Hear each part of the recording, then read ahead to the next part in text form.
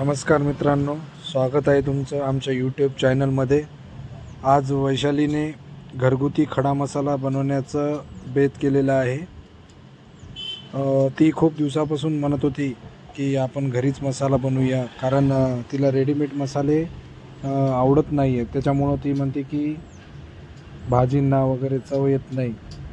पूर्वीच्या काळी जे मसाले बनवण्यात येत होते त्याच पद्धतीने वैशालीने आज घरगुती मसाले बनवण्याचा बेत केलेला आहे।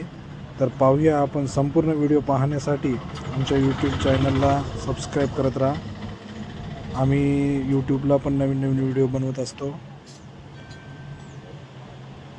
आपण पाहू शकता वैशाली म्हणजे काय काय साहित्य वापरून घरगुती काळा मसाला बनवत आहे। तिचा खूप दिवसापासून माझ्याकडे हट्ट होता की मला बाजारातून मसाल्याचे साहित्य आणून द्या, मी बनवते। आज शेवटी निर्णय लागलाच आणि काल दुपारी तिनं बनवलेला आहे हा मसाला।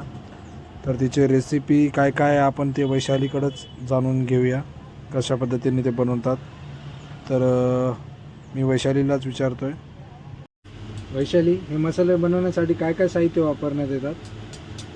जिरे, दालचिनी, तेजपत्ता।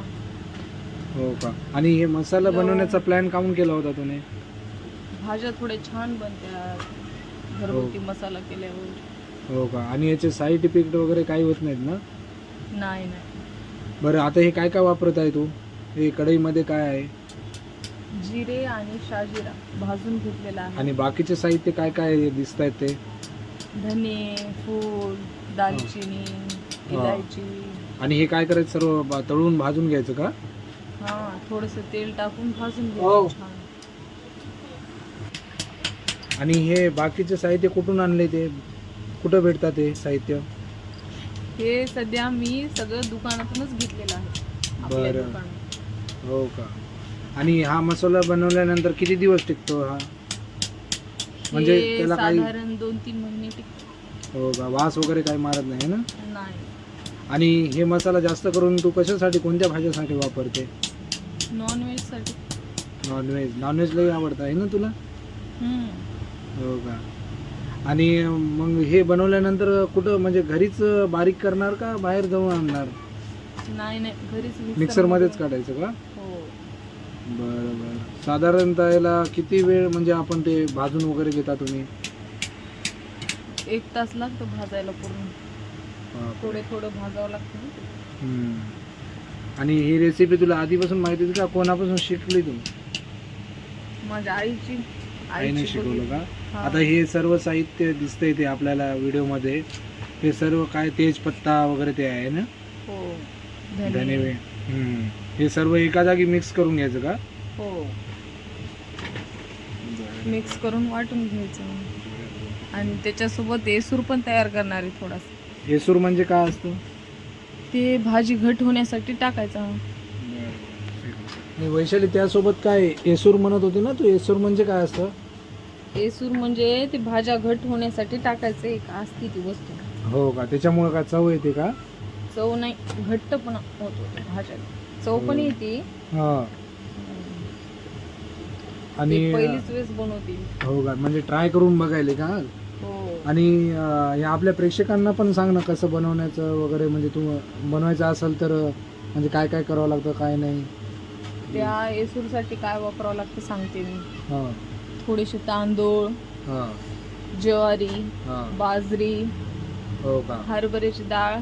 मग हे सर्व साहित्य का भाजून घ्यायचं का तळून घ्यायचं? भाजून आणि भाजून घेऊन त्यात थोडासा मसाला मिक्स करून ते वाटून घ्यायचं। ते पण मिक्सर मध्ये किंवा गिरणीमध्ये कशामध्ये बी वाटू शकतो। आणि तुम्हाला याची माहिती पाहिजे तर आमचे व्हिडिओ पाहत राहा म्हणून। तुम्हाला जर याची माहिती पाहिजे असेल तर माझे व्हिडिओ नक्की पहा। बरं, बोलू नको मला। तर मित्रांनो, असे नवीन नवीन व्हिडिओ बघण्यासाठी आमच्या यूट्यूब चॅनलला पण सबस्क्राईब करा, लाईक करा आणि शेअर पण करत राहा। आम्ही जसं इंस्टाग्रामवर तुम्ही आम्हाला सपोर्ट केलेला आहे तसाच आमचा आता यूट्यूब चॅनलवर पण आम्ही मेहनत करत आहोत। यूट्यूबवर पण आम्ही छोटे छोटे ब्लॉग हे बनवण्याचा प्रयत्न करत आहोत। तर नक्की आमच्या यूट्यूब चॅनलला भेट द्या. त्याची लिंक मी इंस्टाच्या स्टोरीला ठेवणार आहे. तसं आम्हाला इंस्टाला तुम्ही सर्वजण सपोर्ट करत आहात, त्याचप्रमाणे यूट्यूबला पण नक्की सपोर्ट करा. एक छोटासा प्रयत्न करतो आम्ही दोघं मिळून. जर तुमचा सपोर्ट मिळाला तर नक्कीच चांगला प्रतिसाद भेटल्यानंतर आम्ही चांगला व्हिडिओ बनवण्याचा प्रयत्न करू यूट्यूबला. असे नवीन व्हिडिओ बघण्यासाठी आमच्या यूट्यूब चॅनलला भेट द्या आणि तिथं पण आम्हाला सपोर्ट करा, जसा इंस्टाला केलेला आहे. फेसबुकला पण चांगला सपोर्ट केलेला आहे तुम्ही. तर पुन्हा भेटूया आपण काहीतरी नवीन व्हिडिओ घेऊन. वैशाली आता पुढे काय बनवतो त्याच्यानुसार व्हिडिओ बनवल. तर धन्यवाद मित्रांनो. जय श्रीराम, जय महाराष्ट्र.